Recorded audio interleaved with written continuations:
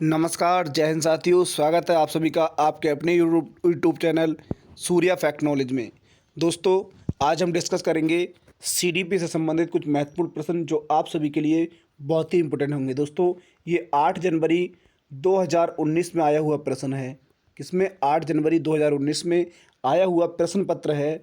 उन सभी के सीडीपी के हम आज 15 क्वेश्चन डिस्कस करेंगे। दोस्तों, समझिए और सीखिए कि यूपी टेट में प्रीवियस ईयर के प्रश्न कैसे आते थे और कैसे प्रश्न आएंगे। दोस्तों, उम्मीद करता हूँ ये वीडियो आप सभी के लिए अच्छा लगा और समझेंगे आप कि यूपी टेट परीक्षा के लिए बहुत ही इंपॉर्टेंट ये प्रश्न होने वाले हैं, क्योंकि ये प्रीवियस ईयर नॉलेज है। कौन से? PYQ प्रश्न हैं जो आप सभी के लिए बहुत ही दिलचस्प और हेल्पफुल रहेंगे। दोस्तों, आइए समझते हैं और सीखते हैं। पहला प्रश्न दिया है यहाँ पर, विकास कभी ना समाप्त होने वाली प्रक्रिया है। ये कथन विकास के किस सिद्धांत से संबंधित है? तो एकीकरण सिद्धांत से, अंतःक्रिया सिद्धांत से, निरंतरता का सिद्धांत और अंतः संबंध का सिद्धांत। तो दोस्तों, आंसर की बात करेंगे, आंसर हो जाएगा इसका आंसर है निरंतरता का सिद्धांत है कि विकास कभी ना समाप्त होने वाली प्रक्रिया, ये कथन आता है निरंतरता का सिद्धांत के अंतर्गत। अब अगला प्रश्न है कि संविधान के किस संशोधन से शिक्षा एक मौलिक अधिकार बन गई? तो 25वें संशोधन से, 86वें संशोधन से, 22वें संशोधन से, 52वें संशोधन से। तो आंसर है इसका, आंसर हो जाएगा इसका 86वें संशोधन से। कौन से? 86वें संशोधन से एक मौलिक अधिकार बन गई। अगला प्रश्न है, अभिप्रेरणा के मूल विरोधी सिद्धांत के प्रतिपादक थे। तो यहाँ पर Abraham Maslow, McDougall, William James या फिर सिम्पसन। तो दोस्तों, सही आंसर इसका हो जाएगा, इसका मैकडूगल अभिप्रेरणा के मूल प्रवृत्ति सिद्धांत के प्रतिपादक थे। तो option 2 is the right answer. अगला प्रश्न है, देखिए अगला इंपॉर्टेंट प्रश्न है कि विकास की किस अवस्था को कोल तथा ब्रूस ने संवेगात्मक विकास का अनोखा काल कहा है? दोस्तों, इसको बाल्यावस्था, शैशव अवस्था या फिर किशोरावस्था या प्रौढ़ावस्था। तो यहाँ पर देखिए बहुत समझने वाली बात है। संवेगात्मक विकास का अनोखा काल किसे कहा गया है? तो अनोखा काल कहा गया है बाल्यावस्था को। दोस्तों, बचपन ही क्या है? एक अनोखा काल होता है। तो यहाँ पर बचपन की बात की गई है, बाल्यावस्था की। तो यहाँ पर option A is the right answer. अगला प्रश्न है, देखिए अगला इंपॉर्टेंट प्रश्न है, किसने बहुविमाद प्रज्ञा का प्रत्यय दिया? तो स्पीयरमैन ने दिया, गोल्डमैन ने, गार्डनर ने, जॉन मेयर ने। दोस्तों, हम फास्ट इसलिए कर रहे हैं क्योंकि आप जल्दी से कुछ सेंटेंसों की प्रैक्टिस कर सकें। अगला देखिए इसका आंसर हो जाएगा, आंसर है इसका गार्डनर। कौन सा है? गार्डनर ने बहुविमाद प्रज्ञा का प्रत्यय दिया। अगला प्रश्न देखिए बहुत ही इंपॉर्टेंट प्रश्न है। ये बार बार प्रतियोगी परीक्षा में पूछा जाता है, अनेकों बार ये प्रश्न पूछा गया है, तो इसको भूलना नहीं है कि डिसलेक्सिया में ये करने में कठिनाई होती है। तो डिसलेक्सिया जो रोग होता है, डिसलेक्सिया में क्या करने की जो कमी हो जाती है, ये बार बार हर साल, हर वर्ष, प्रत्येक ईयर ये प्रश्न आता है परीक्षा में। दोस्तों, बहुत इंपॉर्टेंट प्रश्न है, इसको नहीं भूलना है। देखिए क्या है डिसलेक्सिया में ये करने की कठिनाई होती है। क्या करने की कठिनाई होती है? व्यक्त करने में, पढ़ने में, बोलने में या खड़े होने में। तो दोस्तों, ये बहुत ही इंपॉर्टेंट प्रश्न है। इसमें पढ़ने में, यानी पढ़ने की जो हमारी कमी होती है वो कमी आती है, उसमें हम किसी भी चीज़ को अच्छे से नहीं पढ़ सकते।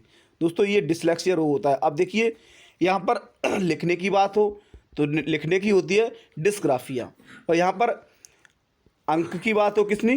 गणित की बात हो रही है, जोड़ने की बात हो रही है, तो वहाँ पर होता है डिस्कैलकुलिया। ये बहुत सारे रोग होते हैं, इनको जाकर जरूर देख लेना।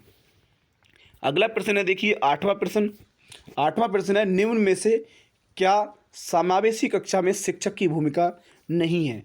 तो शिक्षक को निःशक्त कर बच्चों पर ध्यान नहीं देना चाहिए, बच्चे की आवश्यकता के अनुरूप बैठने की पर्याप्त व्यवस्था करनी चाहिए,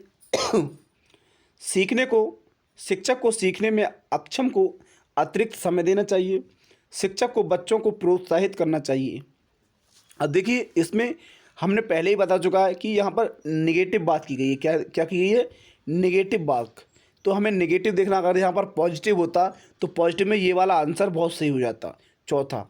अब देखिए यहाँ पर दिया गया है कि नहीं है, तो इसका आंसर हो जाएगा पहला। क्या है? देखिए यहाँ पर बोला है कि शिक्षक को निःशक्त बच्चों पर ध्यान नहीं देना चाहिए, तो यहाँ पर देखिए ये प्रश्न क्या है, गलत है, तो यही सही है, क्योंकि बच्चों पर अधिक ध्यान देना चाहिए, ये हमारी भूमिका होती है शिक्षा की। तो दोस्तों यहाँ पर ये प्रश्न सही हो जाता अगर पॉजिटिव होता तो, और नेगेटिव बात करिए तो नहीं वाला वाक्य हम देखेंगे, तो यही हमारा पहला नेगेटिव हो जाएगा, तो यही आंसर हमारा सही है।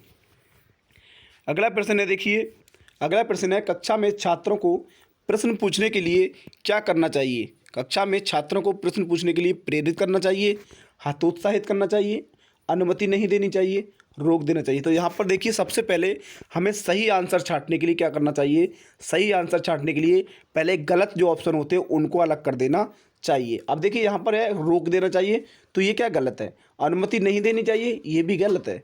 हतोत्साहित करना चाहिए, तो ये भी गलत है। हतोत्साहित की प्रोत्साहित करना चाहिए, हतोत्साहित नहीं करना चाहिए, प्रोत्साहित करना चाहिए। तो यहाँ पर प्रेरित करना चाहिए, तो ये हमारा आंसर क्या हो जाएगा? सही हो जाएगा। पहला आंसर सही है, कक्षा में छात्रों को प्रश्न पूछने के लिए प्रेरित करना चाहिए। अगला प्रश्न है, देखिए अगला प्रश्न है, बच्चे की वृद्धि मुख्यतः संबंधित है, तो किससे संबंधित है? सामाजिक विकास से, शारीरिक विकास से, नैतिक विकास से, या भावात्मक विकास से। तो इसका सही आंसर हो जाएगा दूसरा, शारीरिक विकास से। बच्चे की जो वृद्धि होती है वो शारीरिक विकास से संबंधित होती है।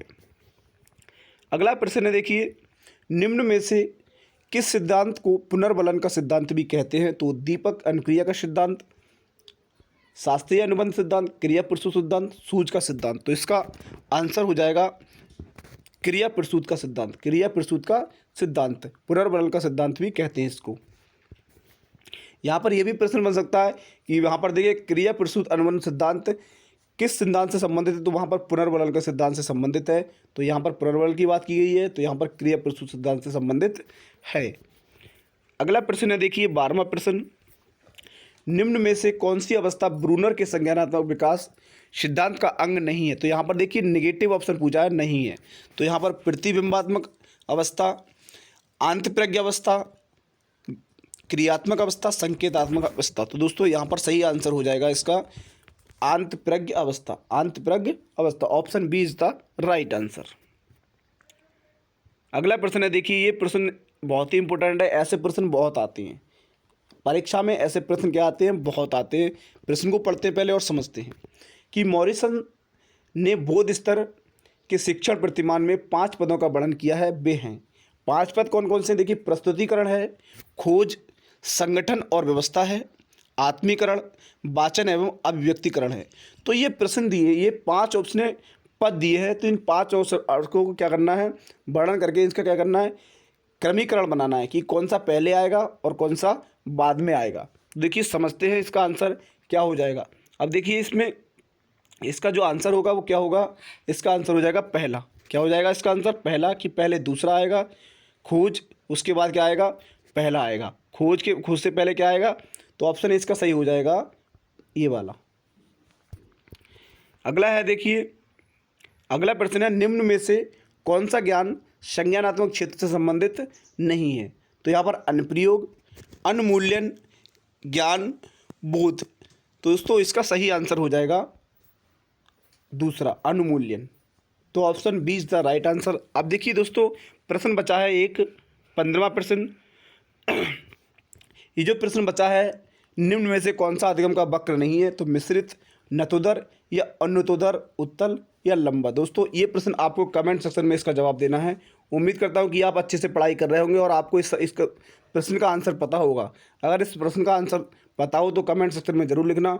और दोस्तों वीडियो आप सभी के लिए अच्छा लगा हो तो वीडियो को लाइक कर देना, और चैनल पर अगर पहली बार आए हो तो चैनल को सब्सक्राइब कर लेना, और दोस्तों साथ में बेल आइकन भी प्रेस करना, जिससे हमारे आगे आने वाले सभी वीडियोज आप सभी लोग तक पहुँच सके। दोस्तों यूपी टेट से संबंधित हम बहुत सारे प्रीवियस ईयर प्रश्न लाएंगे। दोस्तों प्रीवियस ईयर के अलावा हम अन्य प्रश्न को करेंगे तो आपको बता देंगे।